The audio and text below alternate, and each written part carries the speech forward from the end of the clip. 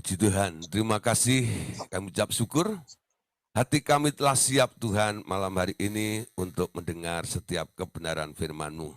Berbicaralah bagi kami semuanya, biar setiap materi pelajaran yang boleh kami pelajari bersama-sama pada malam hari ini boleh memberkati kita semuanya dan membukakan sesuatu pengertian yang baru, sehingga apa yang boleh kami ketahui dan dapatkan dalam acara online discipleship malam hari ini boleh memerdekakan setiap kami semuanya. Terima kasih Bapak, kami ucap syukur dalam nama Tuhan Yesus Kristus. Semua yang percaya boleh berkata bersama-sama, amin.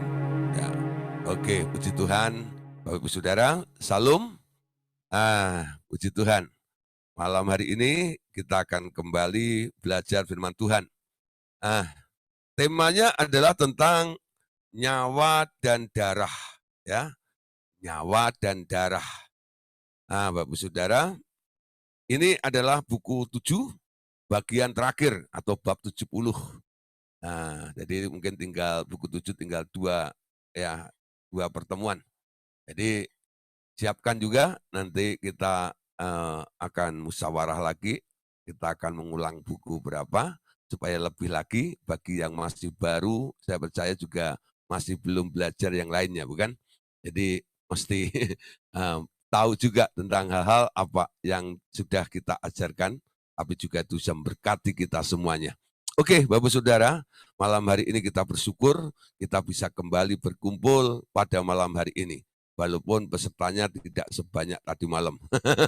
Ini membuktikan saudara ya, bahwa orang yang pengen belajar sama orang yang hanya ditengking dan mau didoain saja gitu ya.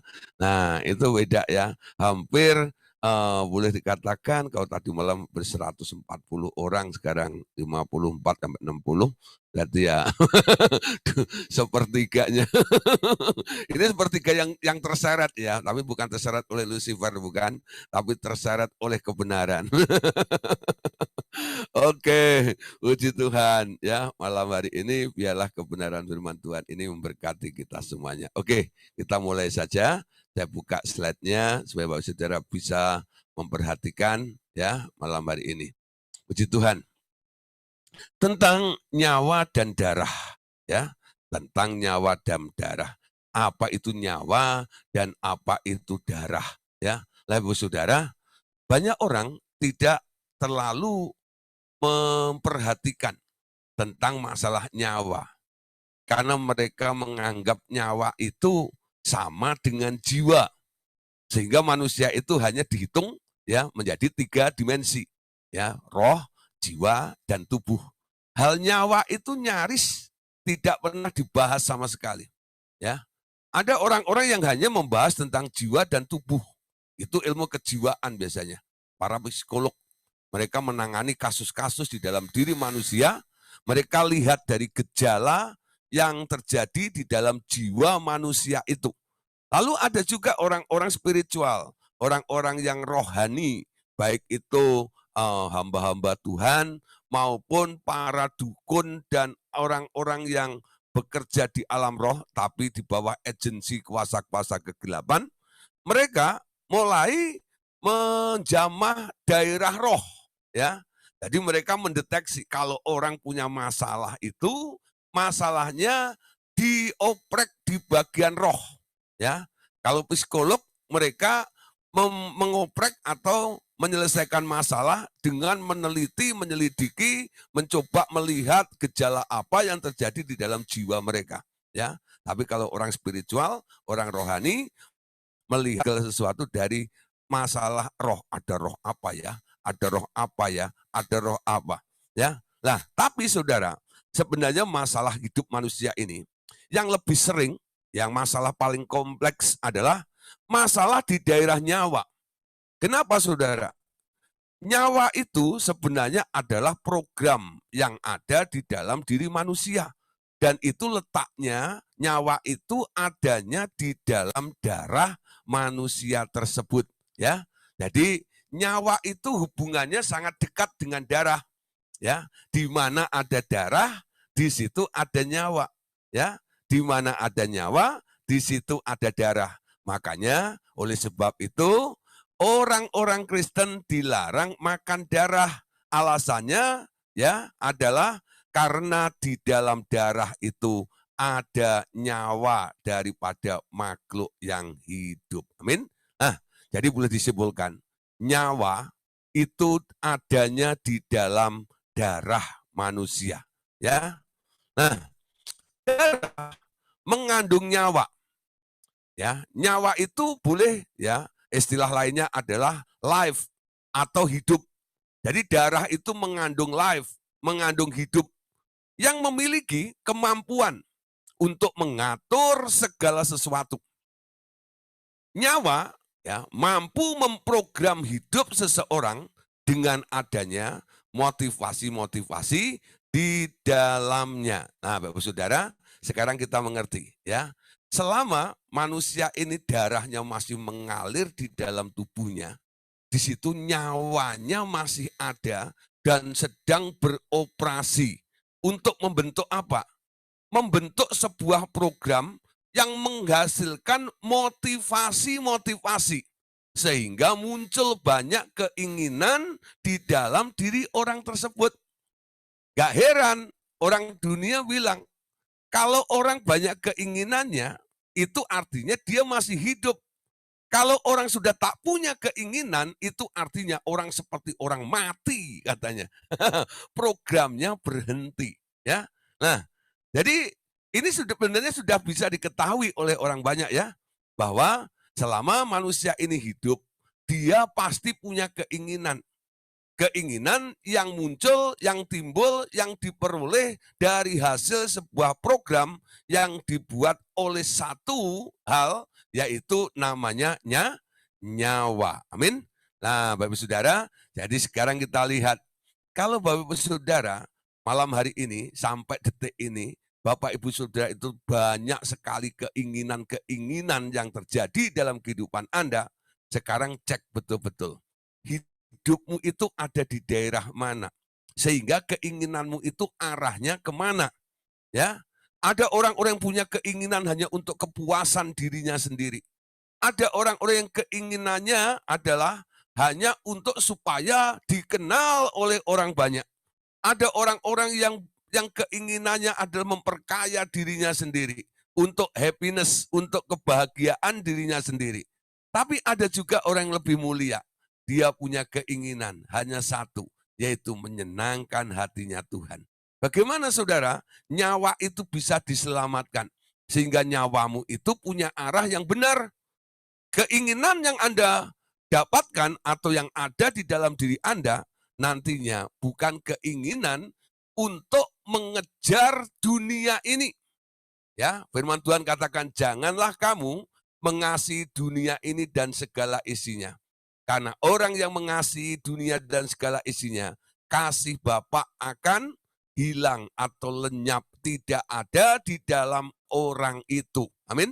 Nah, sekarang orang yang mencari Tuhan, dia pasti harus melepaskan dunia dan segala keinginannya. Bapak Saudara, tentang nyawa ini, ternyata ya saudara dikatakan di sini bahwa nyawa itu adalah sekumpulan roh-roh yang mampu berhubungan dengan Allah. Namun dapat pula bekerja sendiri. Awalnya Allah Bapa yang menaruh programnya di dalamnya ya, dan ditaruhnya berbagai kemampuan hingga seseorang berbeda dengan yang lain. Amin. Ketika Allah itu menciptakan manusia, ditaruhlah nyawa di dalam diri manusia itu. Awalnya Anda tahu, ketika Allah itu menciptakan manusia, dibuatlah patungnya Adam, bukan? Nah, patung itu menjadi sebuah makhluk. Tapi makhluknya baru disebut makhluk saja. Belum ada kata hidup. Ya, perhatikan ya. Belum ada kata hidup. Ketika Tuhan Allah atau Tuhan Yesus, ya, Yahweh itu, Yehova itu menghembuskan nafas ke hidungnya Adam, Adam itu punya predikat sekarang, punya status baru. Disebut makhluk yang hidup. Amin. Nah, jadi ketambahan sesuatu. Dari makhluk tok, sekarang namanya, sebutannya berubah ya. Jadi makhluk yang hidup. Kenapa dia disebut makhluk yang hidup? Karena dia kemasukan, dapat hidup. Nafas yang dimasukkan ke dalam diri Adam itulah ya yang membuat Adam itu disebut makhluk yang hidup. Tadi dikatakan bahwa nyawa itu life, nyawa itu hidup. Jadi ketika Allah menciptakan manusia, sebenarnya Allah itu menaruh hidup di dalam manusia itu. Tapi bukan hidupnya manusia sendiri. Hidupnya Allah yang ditaruh di dalam diri manusia. Tujuannya apa? Supaya manusia ini nanti kalau beraktivitas, kalau melakukan sesuatu, kalau berpikir, kalau bergerak dan sebagainya, dia akan mengikuti life yang ada di dalam dirinya itu. Karena hidupnya dari Allah, dia akan melakukan sesuatu seperti apa yang Allah mau dan kehendaki. Kenapa? Karena manusia sekarang berjalan berdasarkan hidupnya Allah yang ada di dalam dirinya. Ya. Tapi ketika manusia telah jatuh dalam dosa, manusia itu disebut makhluk yang mati, ya, daging saja. Nah, tapi manusia mencoba untuk eksis, ya.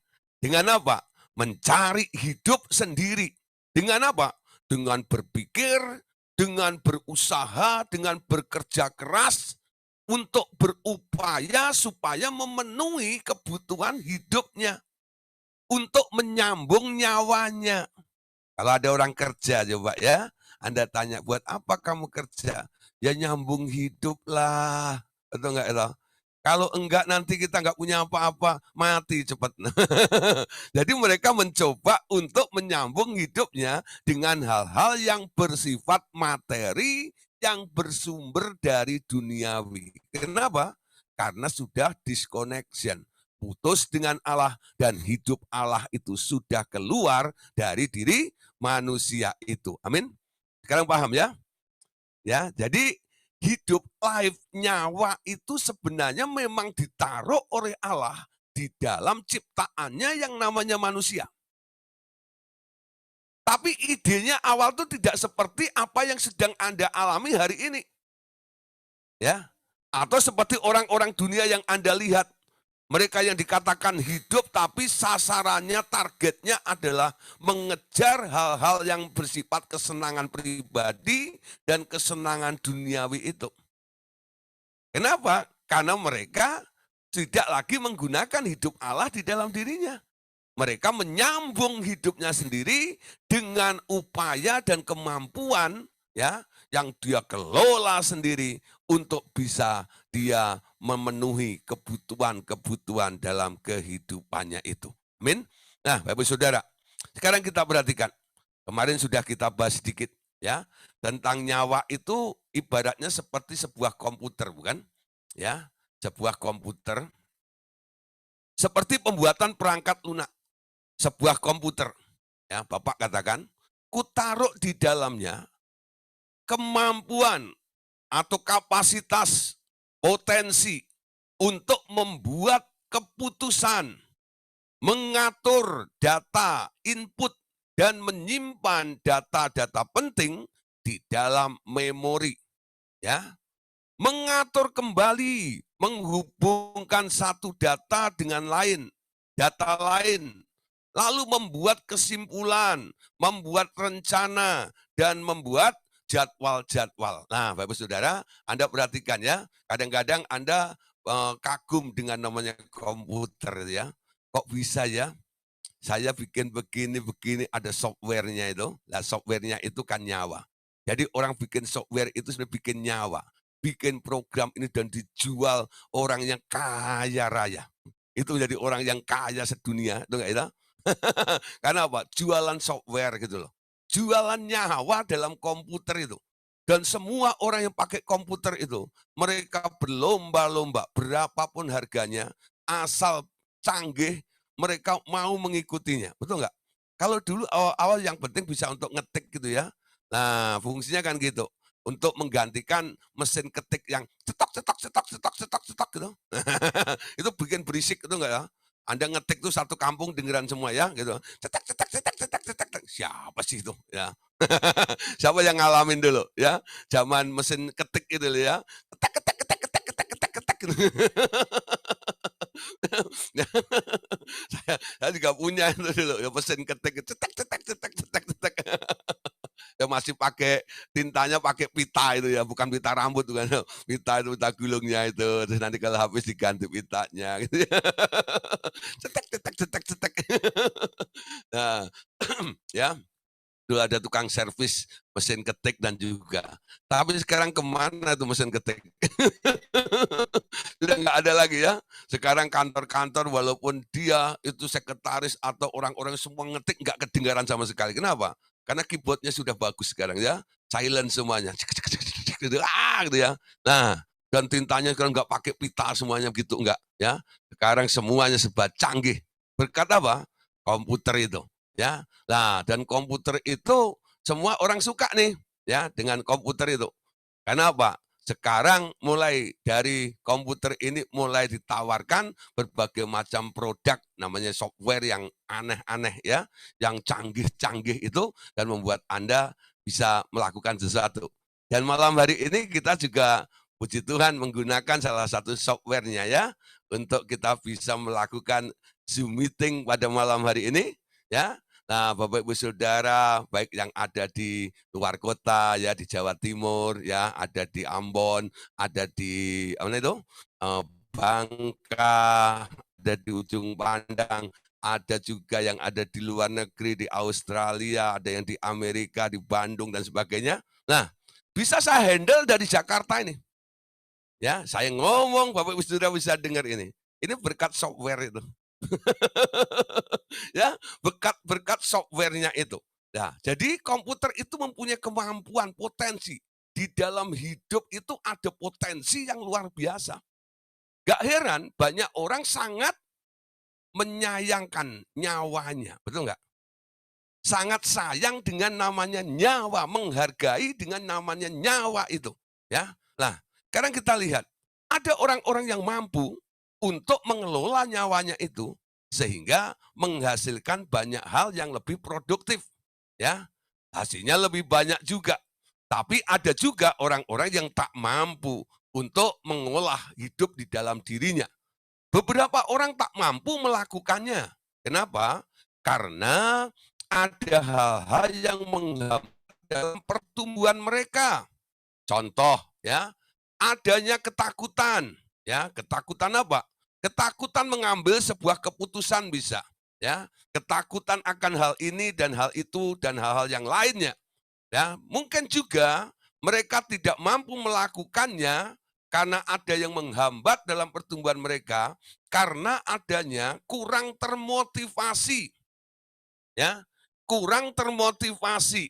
Jadi nggak ada leaders atau pembimbing pembinanya, sehingga tidak ada yang mengarahkannya, sehingga dia tetap gaptek gitu ya. Nah, walaupun komputernya itu canggih, tapi kalau dia tidak tahu cara menggunakan dan mengoperasikannya, ya seperti itu juga, betul nggak?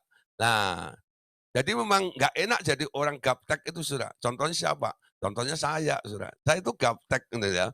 Nanti kalau udah ada hang, ada apa segala macam itu, telepon gitu, Henry, gitu. Ini kenapa nih? Gini gini gini gini gini." Jadi terima bersih saja.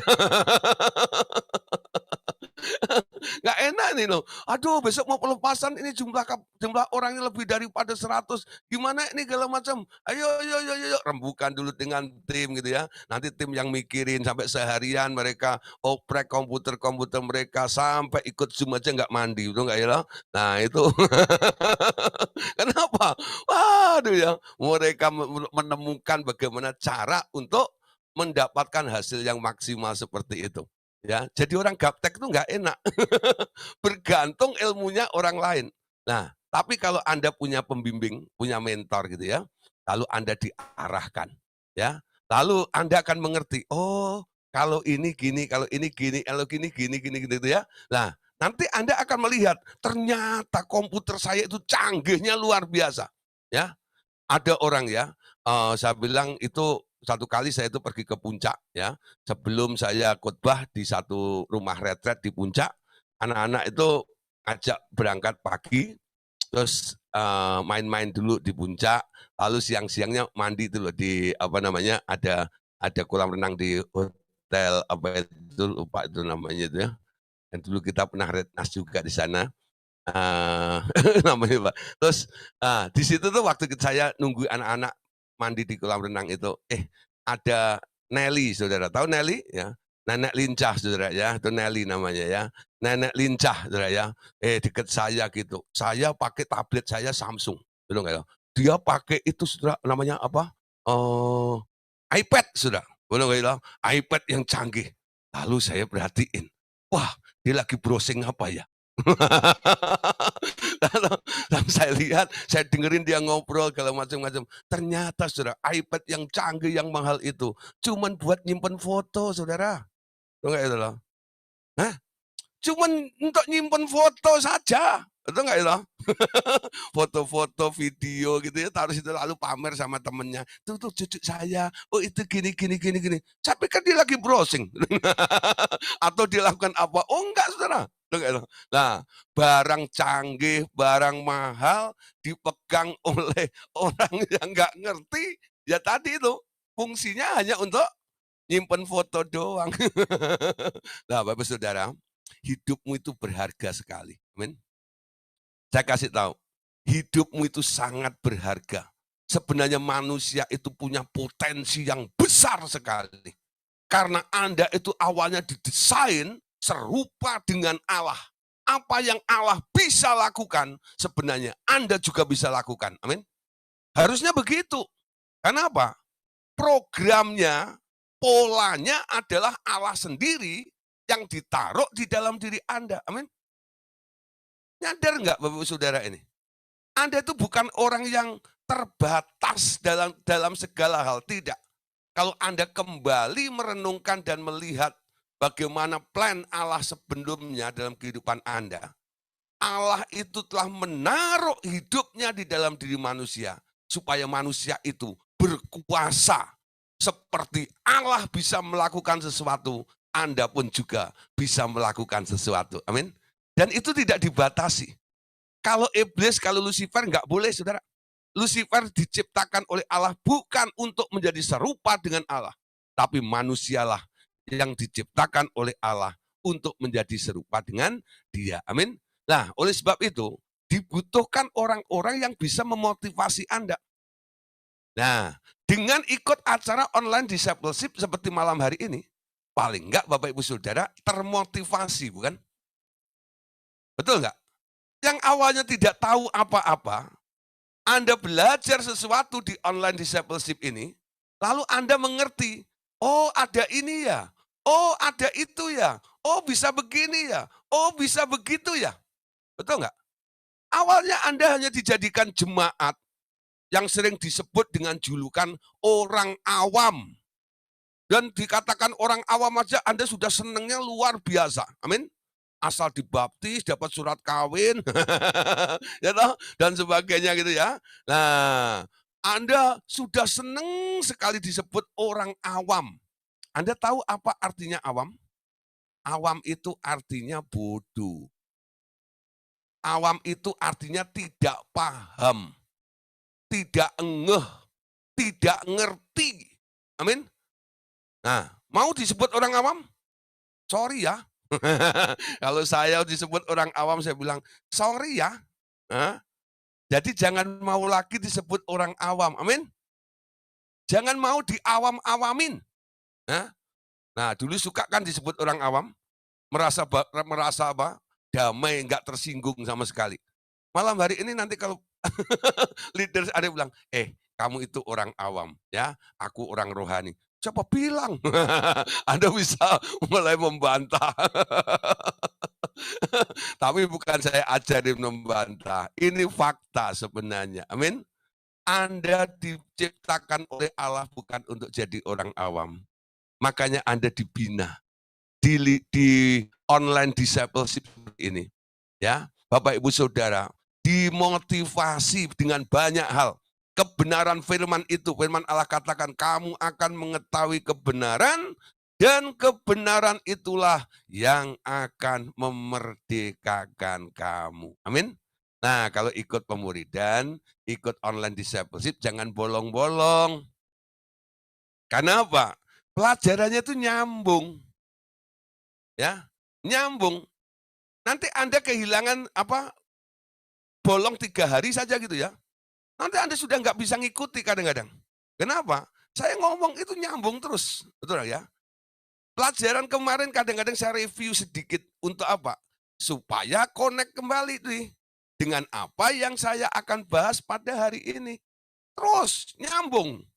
Dan kalau Anda ikutin terus, to be continue gitu ya, nah Anda akan mengikutinya. Pertumbuhan Anda kelihatan konstan nih, terus bertumbuh, bertumbuh, bertumbuh, bertumbuh. Ada beberapa orang sudah mulai merasakan tanpa mereka rasa sebenarnya. Jadi mereka hanya setia saja ikut discipleship seperti ini sampai setahun, lebih gitu. Lalu katakan, Pak, gak kerasa ya Pak, ya.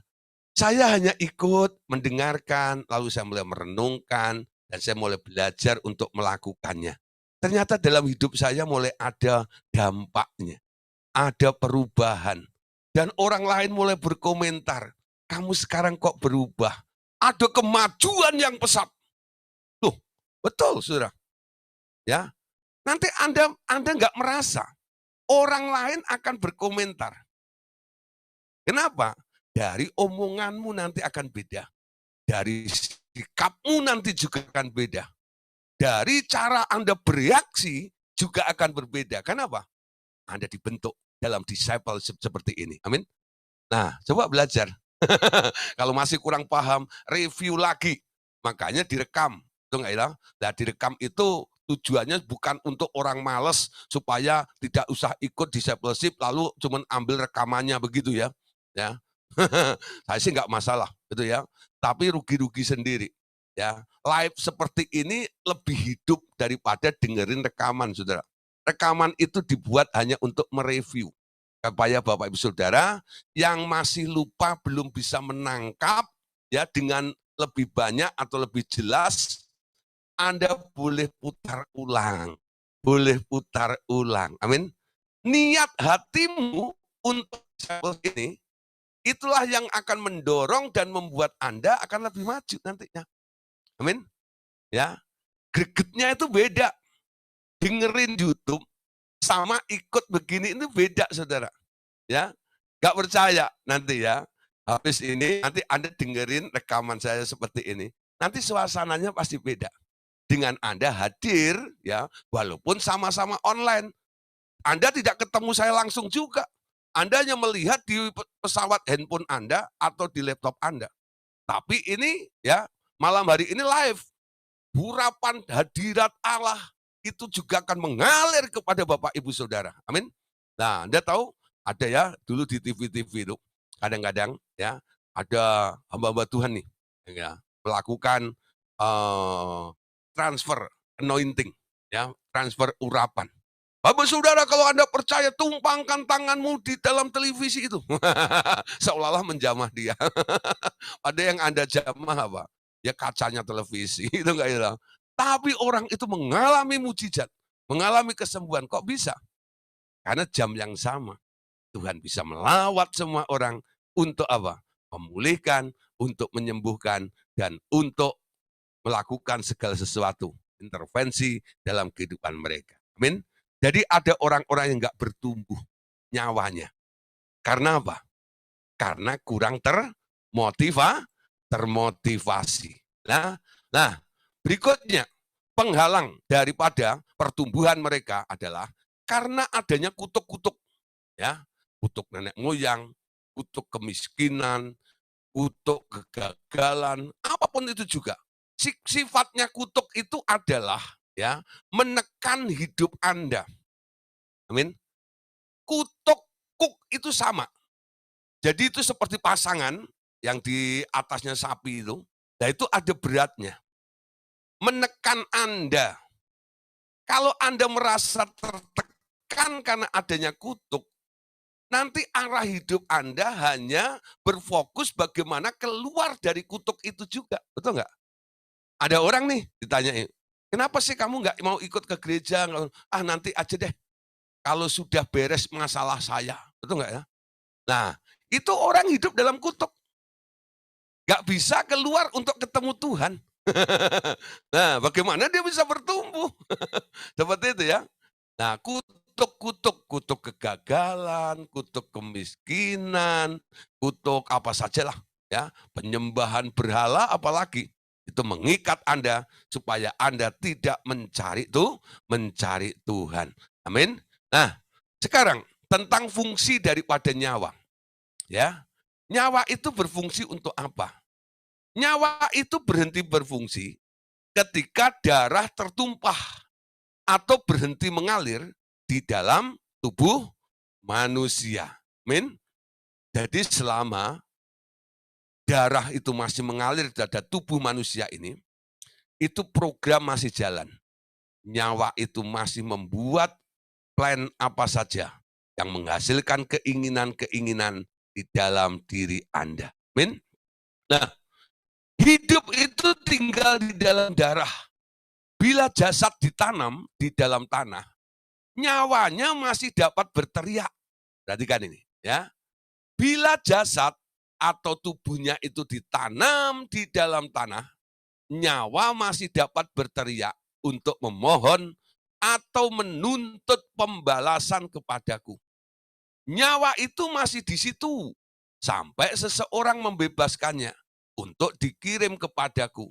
Memang ini agak rumit, tetapi perlahan-lahan engkau akan dapat memahaminya. Amin. Nah, saudara, sekarang lihat, kalau ada ya orang mati, ya mungkin ketabrak mobil segala macam gitu ya, nah darahnya keluar nih, atau dia dibunuh dan sebagainya ya. Nah, darahnya menuntut balas. Nah, nanti saya ceritakan nih, ya nanti sambil membaca ayatnya, nanti saya kasih contoh-contohnya. Oke, kita lanjut dulu di materinya. Amin. Nah, Imamat 17 ayat 11 sampai ayat yang ke-12 ya. Dikatakan karena nyawa makhluk ada di dalam darahnya dan aku telah memberikan darah itu kepadamu di atas mezbah untuk mengadakan pendamaian bagi nyawamu.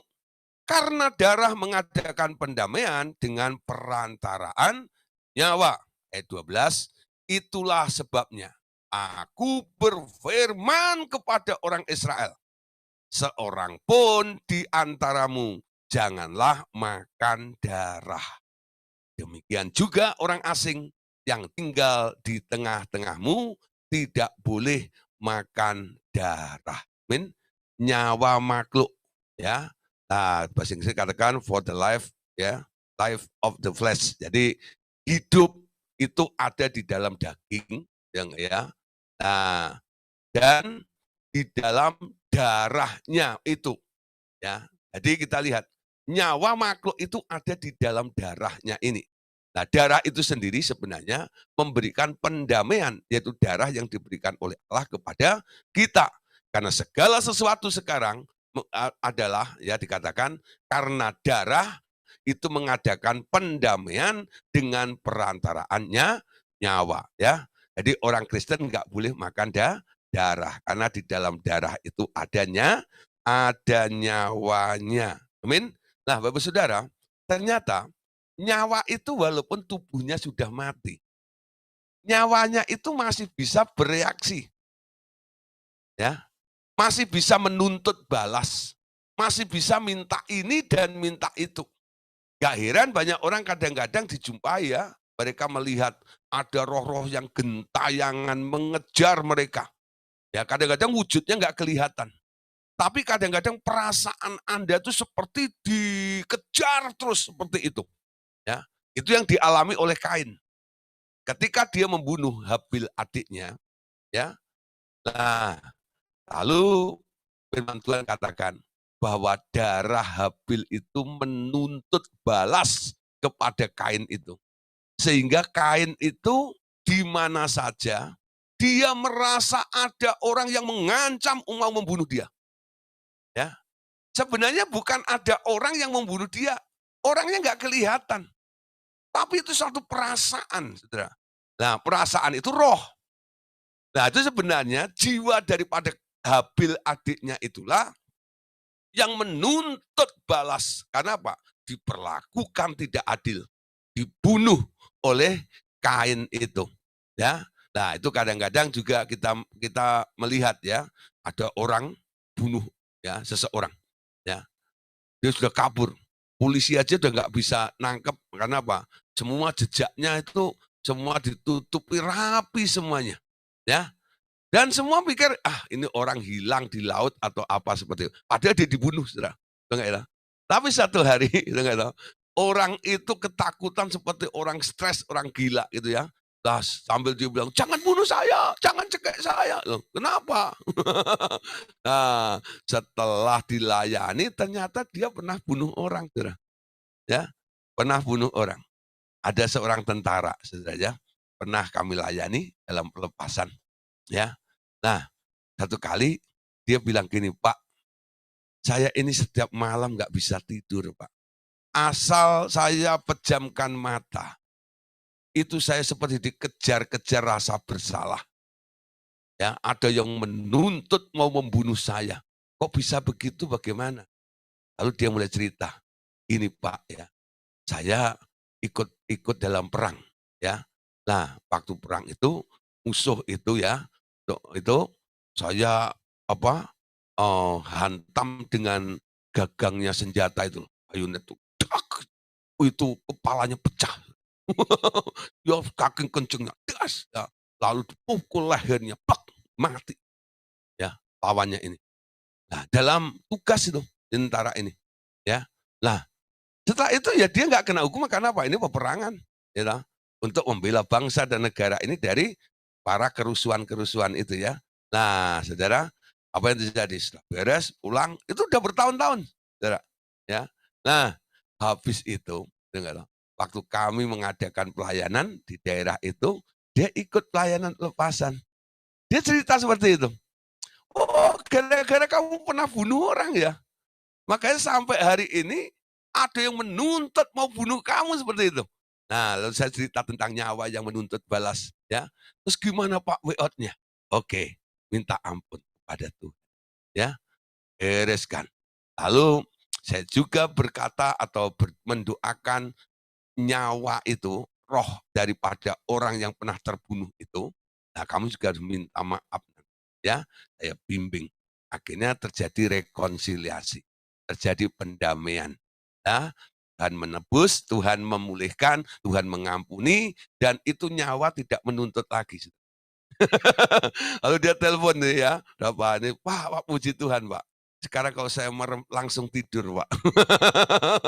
Wah, luar biasa ya. Nah, satu kali saya juga khotbah di kantor polisi. Ya, dulu saya sering diundang, saudara. Ya, saya punya teman dulu murid juga, dia suka ngerens, ya, ngerens pelayanan di kantor-kantor polisi. Terakhir itu saya khotbah di Komdak, di Komdak itu.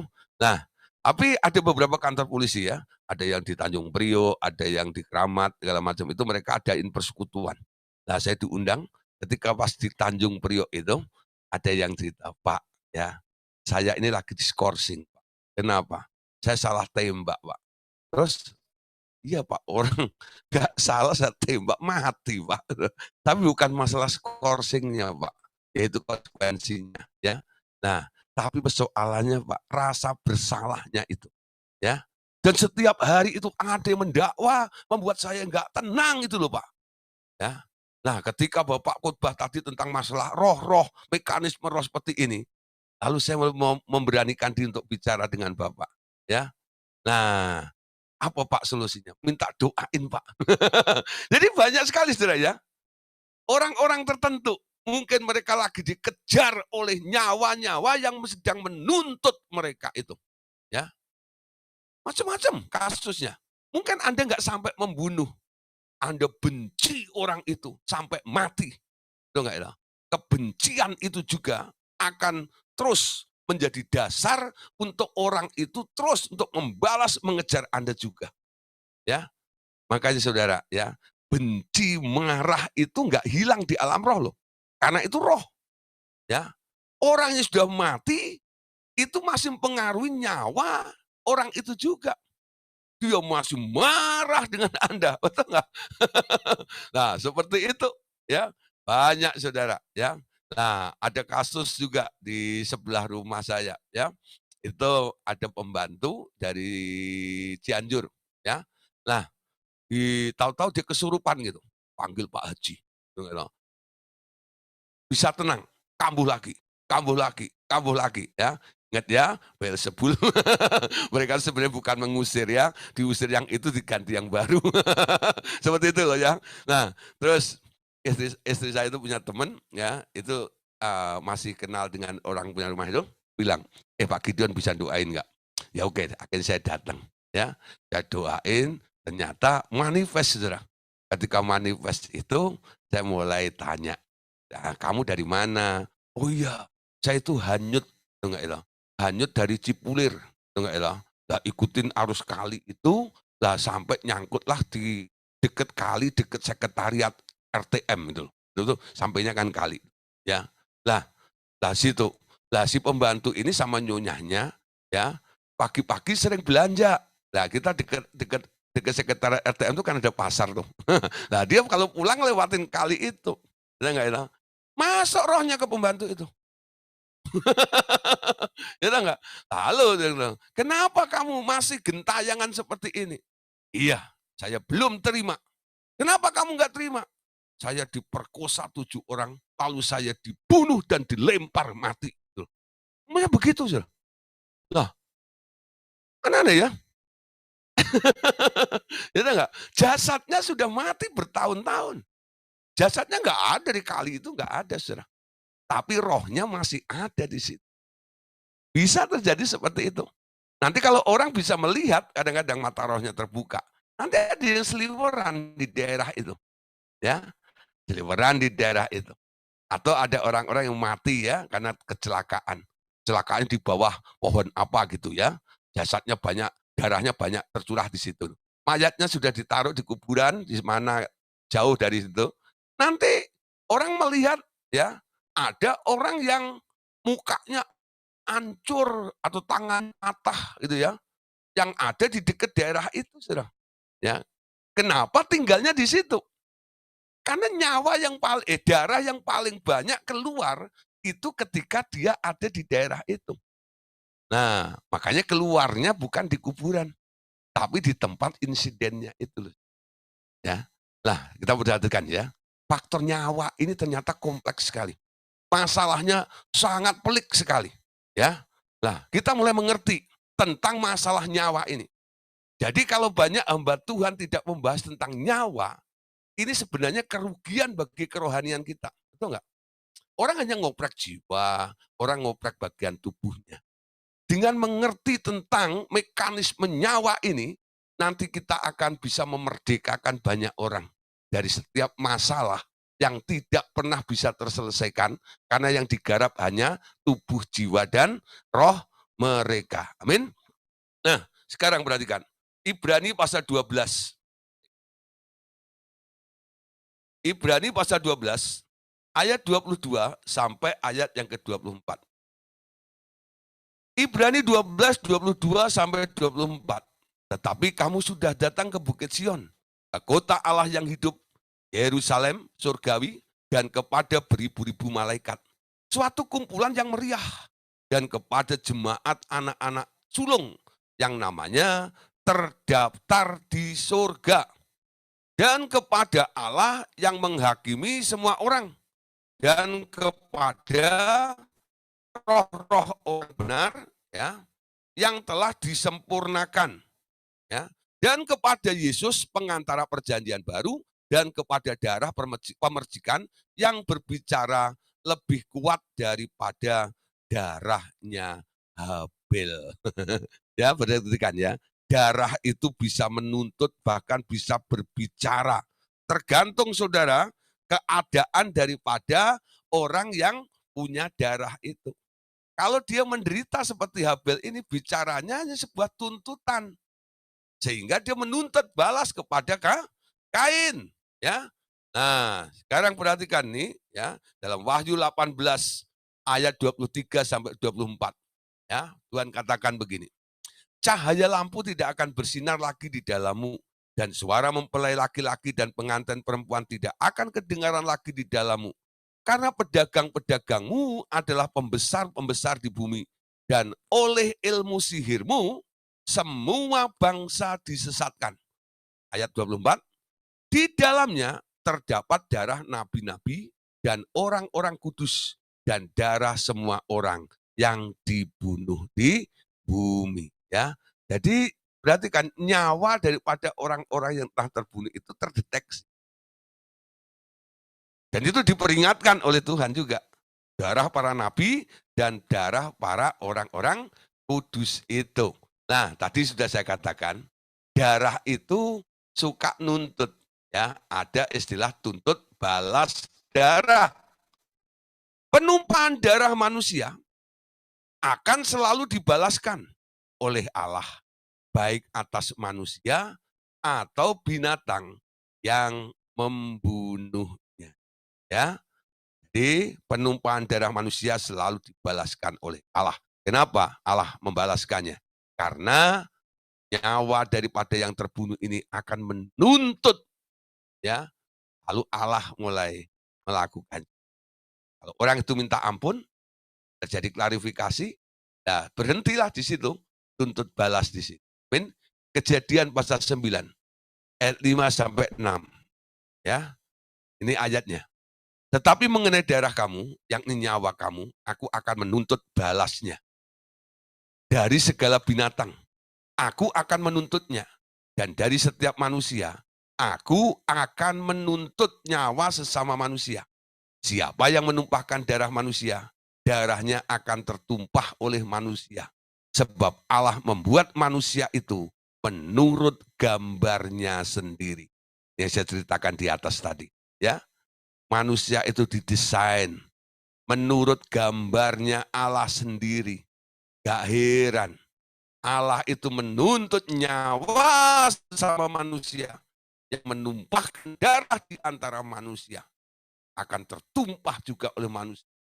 Ya, atas dasar ia membuat manusia itu karena menurut gambar dia sendiri. Nah, Bapak Saudara, satu hari, ya, Tuhan katakan begini, darah orang-orang benar dan para nabi yang terjadi dari zaman Habel sampai Zakaria telah ditanggungkan akibatnya ke atas angkatan orang Israel di zamannya Tuhan Yesus. Ya, perhatikan. Jadi banyak nabi-nabi yang terbunuh. Ya, pada zaman masa perjanjian lama itu. Dimulai dari Habel. Itu orang yang terbunuh pertama kali. Jadi saya sering buat istilah. Kain itu pernah membunuh seperempat penduduk bumi, bukan? Jadi waktu itu penduduk bumi itu cuma ada 4 ya. Adam, Hawa, Habil, sama Kain. Dibunuh satu ya seperempatnya. Ya, seperempat bumi dibunuh oleh si Kain itu. Dan terjadi pembunuhan terus. Allah mengutus nabi-nabinya. Tapi orang-orang itu dengan degil keras hatinya. Dia bunuh nabi-nabi itu. Kenapa? Karena tidak pernah memuaskan daging mereka si nabi ini. Mereka tolak semuanya. Ya, nah oleh sebab itu Tuhan berkata, darah daripada para nabi, mulai daripada Habil sampai pada zaman Zakaria, itu ditanggung oleh orang-orang Israel. Kenapa bisa begitu? Perhatikan dalam Matius pasal 23. Ini dikatakan oleh Tuhan Yesus, ya. Matius pasal 23 ayat 33 sampai ayat 36. Perhatikan, ya. Tuhan Yesus itu menegur ahli Taurat, orang-orang Farisi. Dia katakan, "Hei kamu, ular-ular, hei kamu, keturunan ular beludak. Bagaimana mungkin kamu dapat meluputkan diri dari hukuman neraka? Sebab itu, lihatlah, aku mengutus kepadamu nabi-nabi, orang-orang bijaksana, dan ahli-ahli Taurat. Separuh dari antara mereka akan kamu bunuh dan kamu salibkan. Yang lain akan kamu sesah di rumah-rumah ibadatmu dan kamu aniaya dari kota ke kota. Ya, ayat 35, supaya kamu menanggung akibat penumpahan darah orang yang tidak bersalah. Mulai dari darah Habil, orang benar itu, sampai kepada Zakaria, anak Bereka, ya anak Berekia, yang kamu bunuh di antara tempat kudus dan mezbah. Aku berkata kepadamu, sesungguhnya semuanya ini akan ditanggungkannya kepadamu. Amin. Nah, Bapak Saudara, perhatikan Saudara, apa yang dinubuatkan oleh Tuhan Yesus itu mereka terjadi, ya. Nah, pada waktu Titus memerintah, ya, itu tahun 70-an, ya, itu terjadi pembantaian yang luar biasa, ya. Mereka berontak terhadap orang Romawi, lalu dibunuh orang Romawi di bawah pimpinan Jenderal Titus pada tahun 70. Dan orang-orang Israel atau orang-orang Yahudi itu dicerai-beraikan ke seluruh dunia, ya, sampai nggak punya negara itu. Baru tahun 1948, ya, mereka buat sebuah negara Israel.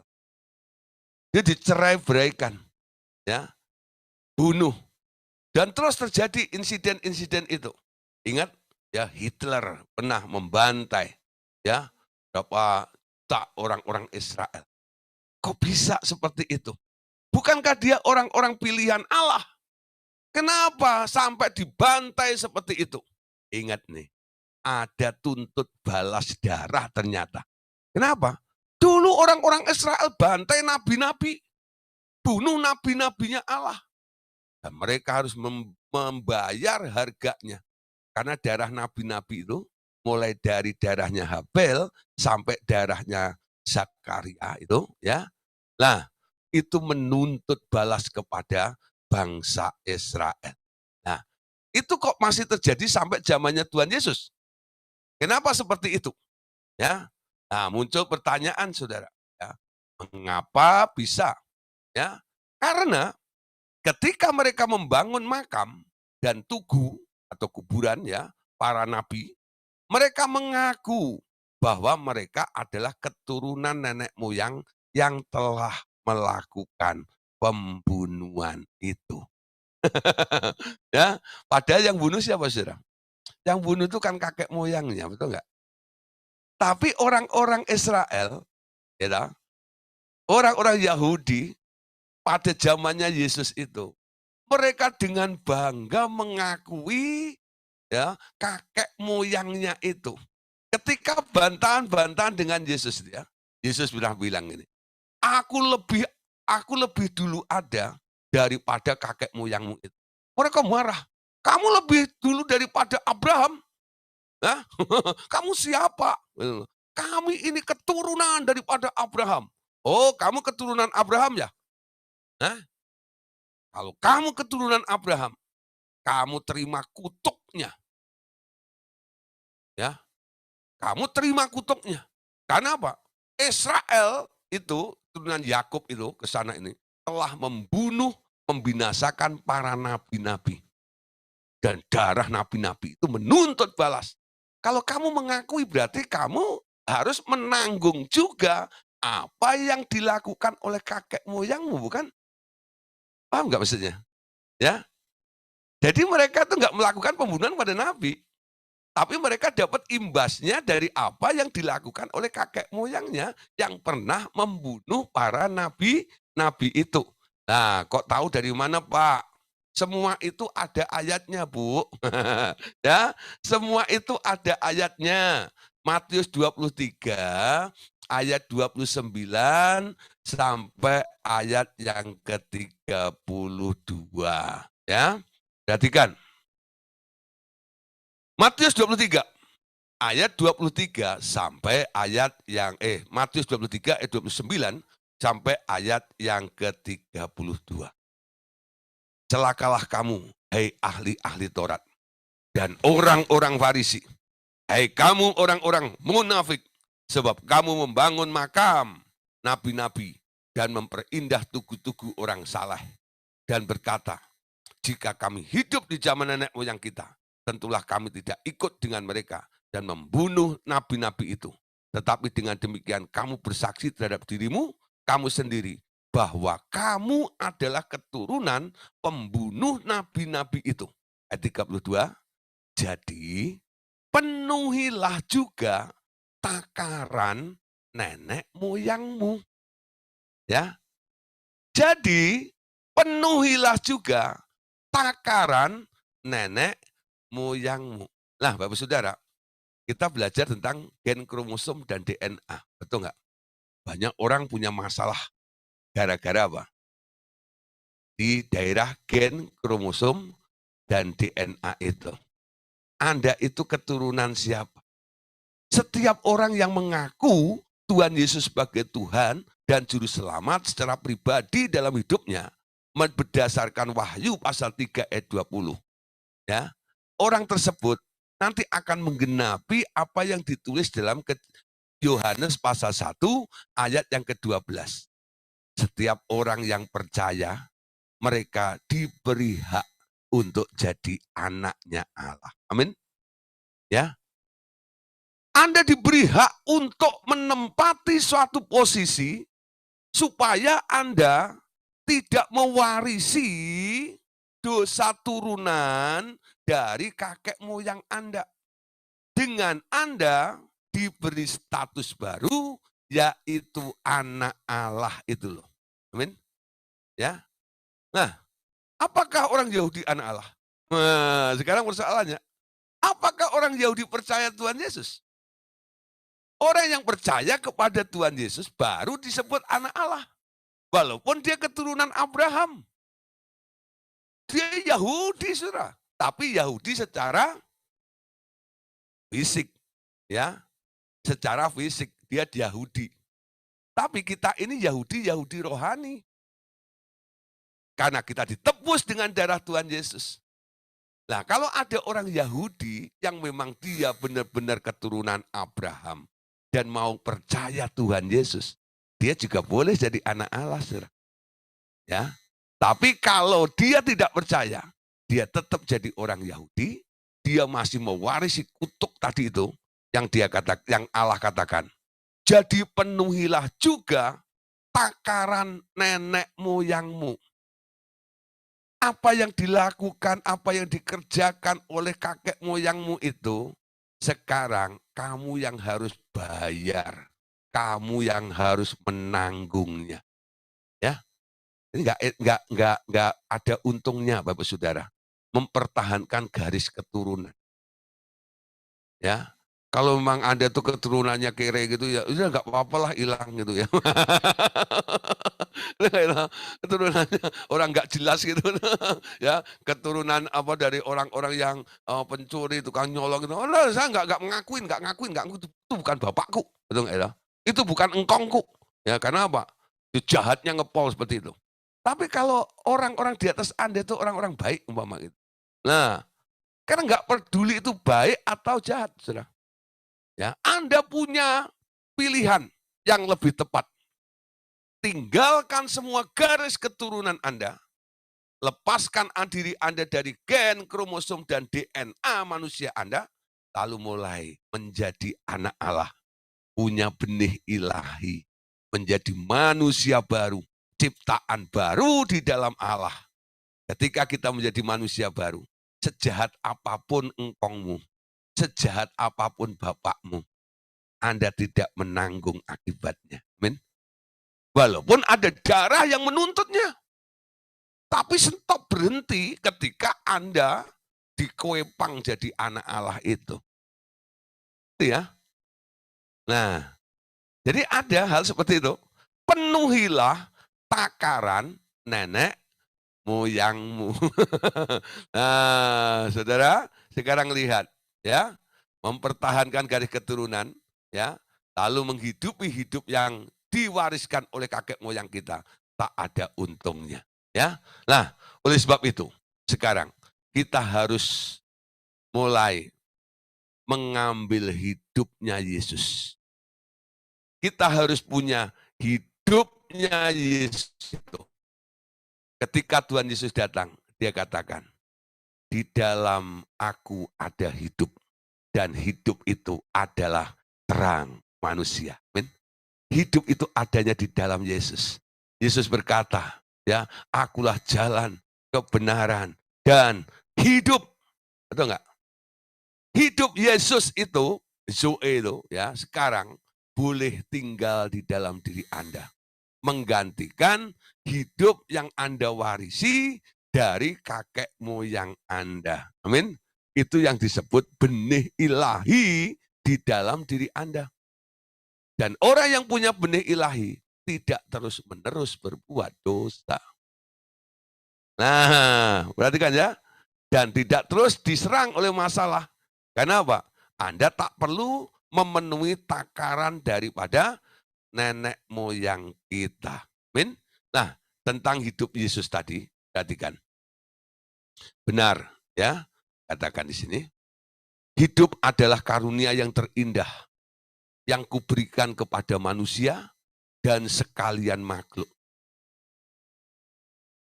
Ya. Benar, hidup adalah karunia yang terindah yang kuberikan kepada manusia dan sekalian makhluk. Jadi bukan hanya manusia tok. Sekalian makhluk itu juga boleh menerima hidupnya Yesus itu. Hidup itu berasal daripadaku. Di dalamnya ada segala kemungkinan dan hal-hal yang sangat mengagumkan. Itu kata Bapak ya. Jadi Bapak memberikan hidup kepada Yesus, si anak ini memberikan hidupnya juga kepada orang-orang yang percaya kepadanya. Ya, Bapak melanjutkan begini, kepada anakku telah kuberikan hidup yang berkelimpahan. Selanjutnya, ia memberikan hidup itu kepada siapa saja yang dikehendakinya. Ia membangkitkan orang mati dan memberikan hidup yang kekal. Jadi ketika Tuhan Yesus turun ke dunia ini, dia share life, ya, dia membagi hidupnya. Ketika dia berkumpul dengan murid-muridnya selama 3,5 tahun, dia share life dengan hidup, dengan murid-muridnya itu. Hari ini pun juga, ketika Anda mulai mengakui Yesus sebagai Tuhan dan Juru Selamat, Anda tinggal di dalam Dia, Dia juga tetap akan share life kepada Bapak Saudara. Sehingga Bapak Saudara boleh menerima hidup Yesus itu. Amin. Dan orang yang menerima hidupnya Yesus ini, wah saudara, akan excited saudara dalam hidupnya. Apapun masalahmu. Mungkin Anda sedang sakit, mungkin Anda sedang terbelenggu dengan persoalan apapun juga. Ambil hidup Yesus itu. Hidup Yesus itu nanti akan memerdekakan engkau dari semua yang memperbudak engkau hari-hari ini. Ya, saya percaya dan yakin. Saya hanya kadang-kadang ya menolong, mendoakan beberapa orang. Saya nggak tahu mesti berbuat apa. Saya hanya katakan, mari Tuhan Yesus, aku alirkan hidupmu masuk ke dalam hidup orang ini. Biar hidupmu Tuhan mengubah hidupnya. Simpel saudara. Gak usah pakai metode apa? Oh, yang gini. Mekanismenya, oh orang ini pasti begini karena ini, karena itu. Oh enggak, saudara. Saya enggak pakai sistem sebab akibat lagi. Ya, saya coba change saja. Ya, saya ganti isinya.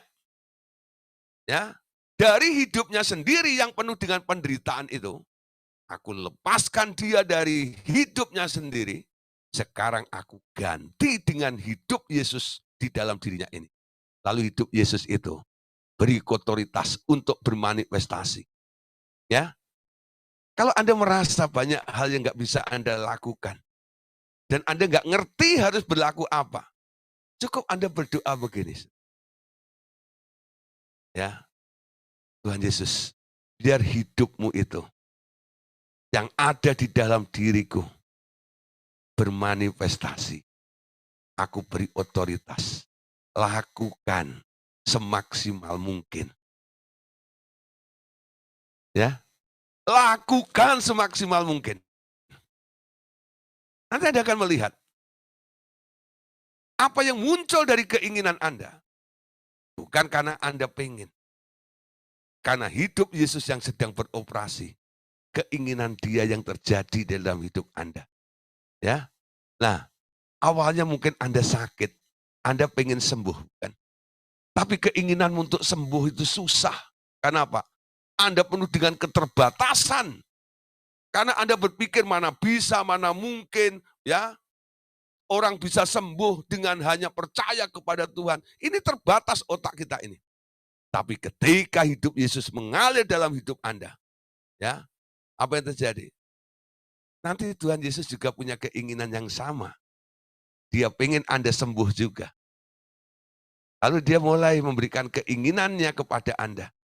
Supaya Anda pengen sembuh. Karena itu keinginannya Yesus yang ada di dalam dirimu, bisa sembuh nggak? Bisa sembuh.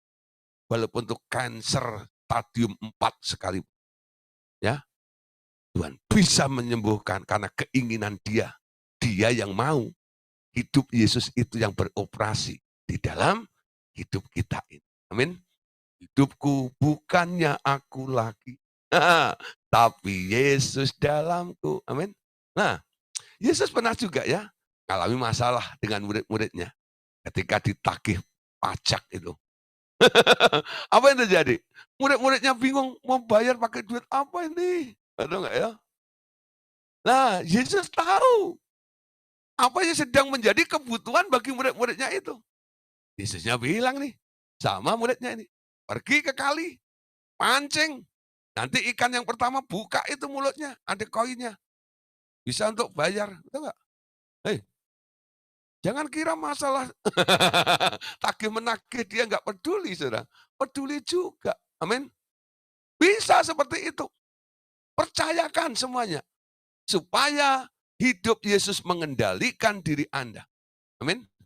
Hidup Yesus itu adalah hidup yang penuh dengan kelimpahan itu. Amin.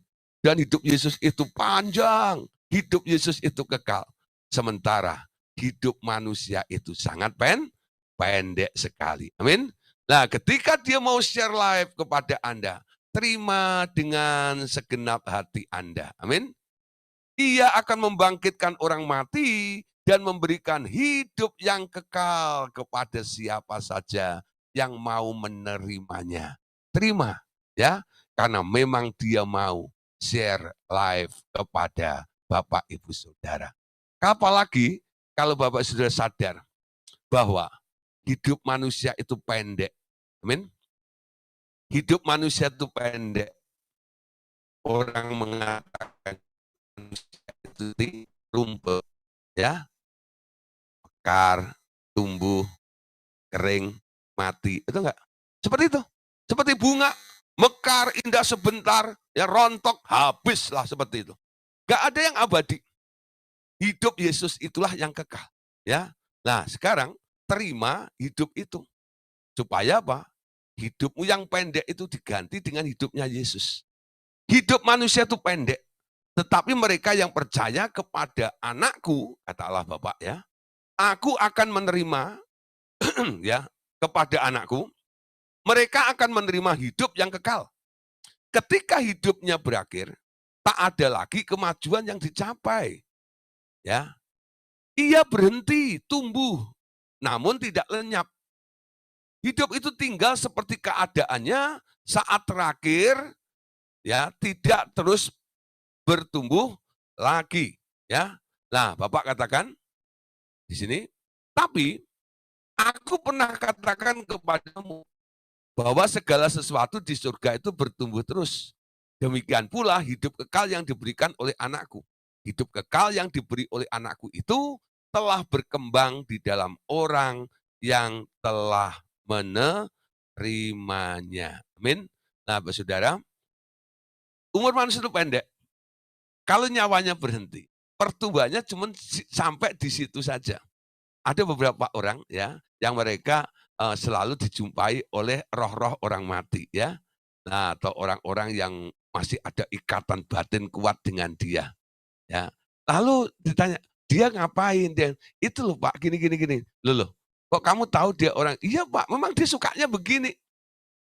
Itu apa yang disukai dan yang dikerjakan di hari-hari terakhirnya Pak. Dan itu selalu muncul, itu selalu begitu. Lah, saudara, orang mati itu selalu bermanifestasi di bagian rekaman bagian akhirnya itu loh. Ya, karena apa? Nyawanya sudah tak bisa buat program baru lagi. Jadi program terbarunya itulah yang hanya bisa menjadi signalnya untuk dikenal oleh orang-orang hidup aja. Seperti itu ya. Makanya kalau orang habis mati kecelakaan, nanti nampak kepada Anda gitu, rohnya gitu ya. Nanti itu Anda bisa mendeteksi orang yang seperti ketabrak itu, kecelakaan seperti itu kok. Bukan pada masa kecilnya dia sedang lari-lari, mandi di kali, atau makan nasi pecel Madiun, bukan begitu, saudara, gitu ya. Gitu. Tapi, gitu, ketika hari-hari terakhir sebelum dia mati itu, ya. Jadi rekaman-rekaman terakhir itu yang dimunculkan, ya. Dia nggak bisa upgrade lagi untuk hal yang lebih baru lagi. Kenapa? Sudah stop, darahnya sudah berhenti, nyawanya sudah berhenti membuat sebuah program juga. Amin. Yohanes 5 ayat 21. Kita baca ya. Yohanes 5 ayat 21. Ya. Sebab sama seperti Bapa membangkitkan orang-orang mati dan menghidupkannya, ya, dan menghidupkannya, demikian juga Anak menghidupkan siapa saja yang dikehendakinya. Nah, pertanyaannya, kenapa Tuhan Yesus bisa menghidupkan orang? Ya, kenapa Tuhan Yesus bisa menghidupkan orang? Apakah Tuhan Yesus sakti? Selalu jawaban orang Kristen itu begitu. Dia itu Tuhan yang sakti, seperti gitu loh. Kita tidak bicara, tidak meragukan tentang kesaktian Tuhan, bukan? Tapi Anda bisa menjelaskan mekanismenya, ya, bagaimana Tuhan Yesus itu bisa sakti, bisa melakukan sesuatu, hal yang supranatural seperti itu. Yesus sendiri yang bilang, betul nggak ya? Kalau Bapak membangkitkan orang mati, Anak membangkitkan juga orang mati. Jadi apa yang dilakukan oleh Yesus itu, ide, gagasannya, kuasanya, semuanya bersumber hanya dari satu, yaitu Bapa itu. Jadi boleh dikatakan ya, ada hierarkinya. Ya, Tuhan Yesus itu mendapat kepenuhan dari Bapaknya. Karena apa? Karena dia bersekutu dengan Bapaknya. Alkitab memberi istilah, dia anak tunggal Bapak yang ada di pangkuan Bapaknya. Itu dekat sekali ya dengan Bapaknya ini. Di pangku itu artinya dekat hubungannya dengan Bapaknya. Gak heran, Bapaknya itu sayang banget sama si anak ini. Lalu Bapaknya bilang, nak, ya, sekarang aku wariskan sesuatu. Yang ada padaku sekarang, aku berikan kepadamu. Paham ya? Sekarang kepenuhan Bapa ada di dalam Yesus. Ya. Kepenuhan Bapa ada di dalam Yesus. Betul nggak? Artinya apa? Semua yang ada di dalam Bapa sekarang mengalir kepada Yesus. Apa yang Bapak bisa, Yesus bisa. Betul nggak? Apa yang Bapak pikirkan, itulah yang Yesus pikirkan. Itu namanya kepenuhan di dalam Bapa. Ya. Paham ya? Menerima hidupnya Bapaknya. Dikuasai penuh oleh Bapaknya, dikendalikan penuh oleh Bapaknya. Sekarang Tuhan Yesus menawarkan juga hidup itu kepada kita semuanya. Siapa yang mau menerima hidup itu juga, ya. Nah, kalau Anda mau menerimanya, saya percaya, ya, Anda juga akan mendapatkan hidupnya Yesus yang sebenarnya juga hidupnya Bapa itu. Ya, saya sering bilang begini, manusia itu dapat second hand. Nah, dari Allah Bapa lewat Yesus, lah baru dari Yesus lewat Anda, masuk kepada Anda. Tapi walaupun, ya enggak itu harus melalui Yesus. Yesus itu nggak korupsi, saudara. Ya, kalau dari Bapa itu 100%, ya, melalui Yesus lalu masuk dalam hidup Anda, bukan tinggal 70% atau 80% tidak, ya. Dia juga akan memberikan hidup Bapa yang ada di dalamnya itu kepada Anda 100% juga. Amin. Maka Yesus berkata, hendaklah kamu sempurna seperti Bapakmu di surga sempurna. Hendaklah kamu kudus seperti Bapakmu di surga kudus. Artinya apa? Takaranmu sekarang bukan kakek moyang, nenek moyangmu itu. Takaranmu adalah apa yang ada di dalam diri Bapak yang sudah mengalir dalam Yesus. Lalu Anda juga boleh menerimanya melalui Tuhan Yesus itu. Gak ngerti? Ya sudah. Nggak ngerti? Bingung ya? Nah, nanti direview lagi nih, ya, Gideon tuh ngomong apa ya, Bapak Tuhan Yesus ke saya gini gini gini, muter kayak begitu, ya.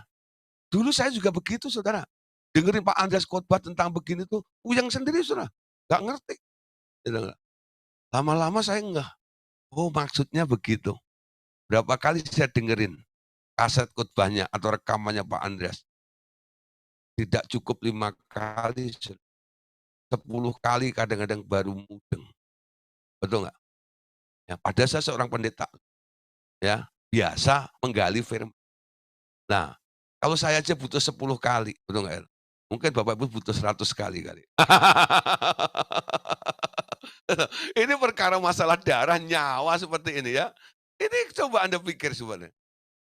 Aduh, kayaknya ruwet gitu ya. Tapi nanti kalau Anda sudah melihat manifestnya di dalam hidup Anda, terjadi di dalam hidup Anda, wow, masalah nyawa itu kalau saya mengerti, saya bisa mengendalikan, saya bisa menghandle semuanya, ternyata tidak ada masalah yang sulit. Amin. Karena apa? Anda bypass. Sebelum terjadi ada produknya, programnya sudah Anda sikat habis dulu. Amin. Paham nggak maksud saya? Banyak orang itu menyelesaikan setelah ada produknya yang ada di dalam jiwa atau tubuh manusia itu. Tapi sebenarnya sumbernya dari keinginan, plan, cita-cita yang didevelop oleh si nyawa itu loh. Kalau dari awal nyawamu itu dibereskan, betul nggak itu? Jiwamu akan baik. Paham maksud saya? Ya. Sumber masalah manusia itu ternyata ada di keinginan.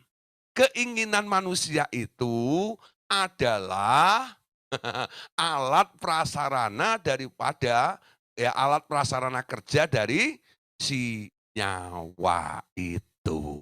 Amin.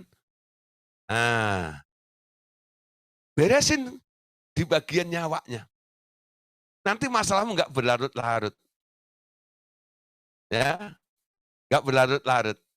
Ada juga sih yang sudah terlanjur menjadi produk, ya. Tapi kadang-kadang saya bereskan juga dari akar masalahnya, ya. Kalau sudah ketemu akar masalahnya, orang-orang tersebut saya suruh minta ampun kepada Tuhan. Dosa yang diampuni, itulah dosa yang dihapus oleh Allah. Terjadi apa namanya? Rekonsiliasi. Yang awalnya dosa membuat Anda terputus dengan Allah, sekarang Anda mulai berdamai dengan Allah. Orang yang berdamai dengan Allah, gampang sekali ditolong. Doanya lebih cepat dijawab oleh Tuhan. Biasanya gitu. Amin. Ya, oke. Lanjut. Ya, masih ada beberapa ayat.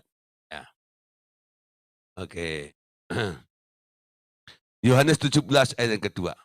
Sama seperti engkau telah memberikan kepadanya kuasa atas segala yang hidup, demikian pula ia akan memberikan hidup yang kekal kepada semua yang telah engkau berikan kepadanya. Amin. Nah, itu dikatakan oleh Tuhan tadi. Nah, perhatikan saudara di sini. Nah, oh, ini, oh. Nah, Setan berusaha keras menghisap hidup itu dari orang percaya agar dapat hidup terus. Karena mereka tidak mendapatkan lagi daripadaku, lebih banyak yang dapat mereka bunuh, semakin besar potensi mereka. Nah, perhatikan saudara, ternyata ada yang menginginkan hidup Anda. Kalau hidup enggak diserahkan kepada Tuhan, nanti ada yang akan ambil hidupmu.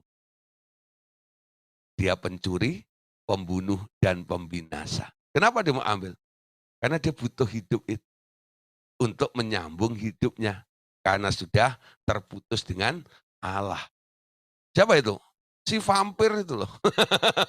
Ya, nah, dia selalu mau hisap darah Anda, nyawa Anda. Dengan cara apa? Anda disibukkan dengan perkara-perkara dunia. Dunia itu kan kerajaannya dia. Ya, Anda dibuat sibuk, lalu diiming-iming dengan keuntungan-keuntungan, cien, fulus, duit, duit, duit. Nah, kejar, ya, duit, hepeng. Hah? Kejar duit itu ya. Kerja siang malam. Waktumu Anda habiskan hanya untuk mengejar uang itu. Mengejar kesuksesan, mengejar popularitas. Itu yang ditawarkan oleh si iblis itu.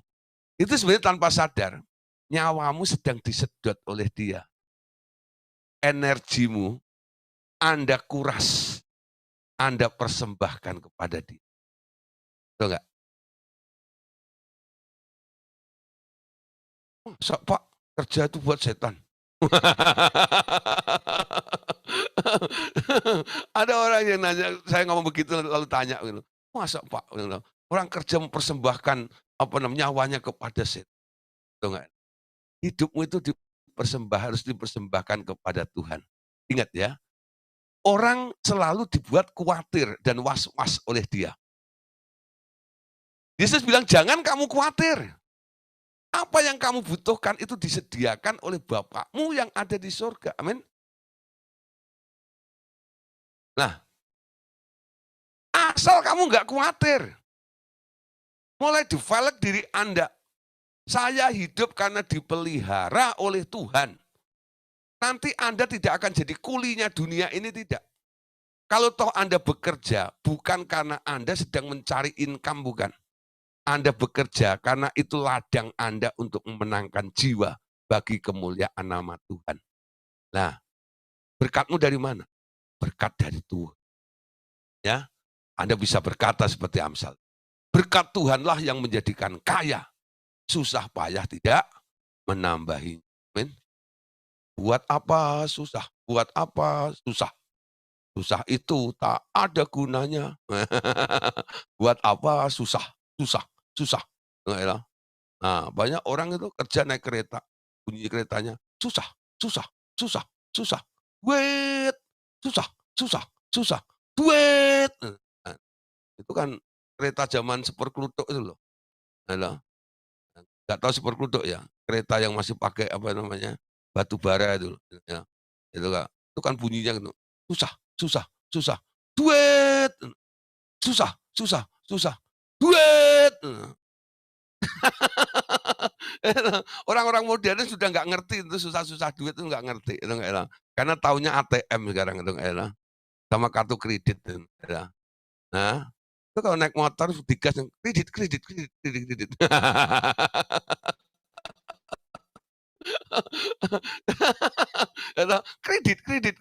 nggak ngerasa. Nah, nanti kalau udah kredit kalau macam, Anda tahu sendiri harus bayar tiap bulan. Wow, pikirannya cara gitu. Dia terkuras ada di situ. Tapi kalau Anda diberkati Tuhan beda nanti. Memang? Nah, saudara, jangan kuras energimu untuk dunia ini. Ya, terus mereka suka menumpahkan darah makhluk-makhluk itu untuk menopang kebutuhan hidup mereka di dalam dunia.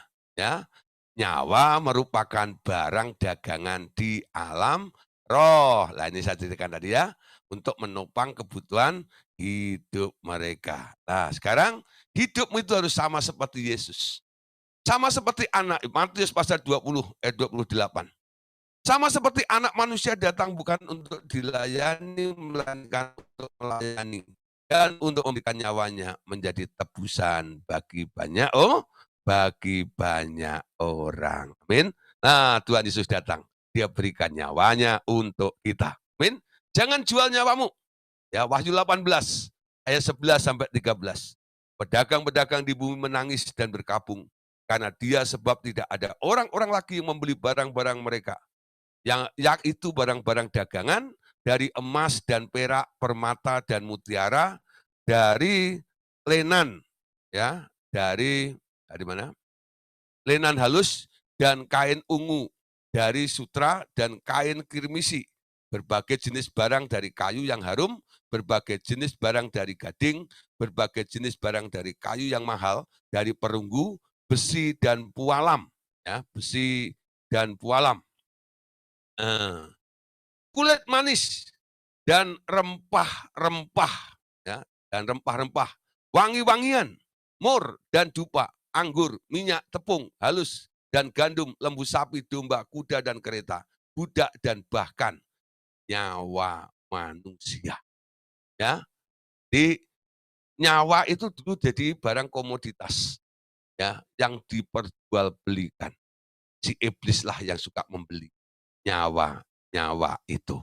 Nah, Bapak Saudara, malam hari ini kita sampai di sini, ya. Besok kita akan lanjutkan darah dalam penyembuhan, ya. Ya, kita kadang-kadang darahnya amat kuasa. Dengar. Oh, darah dalam penyembuhan. Darah itu luar biasa, ya. Nanti bisa menyembuhkan. Ada kuasa yang besar. Nah, besok kita akan membahas lagi tentang kelanjutan nyawa dan darah. Oke, puji Tuhan Bapak Saudara malam hari ini yang sudah hadir bersama-sama, tetap setia untuk belajar dalam online discipleship. Tuhan Yesus memberkati kita semuanya. Ayo kita buka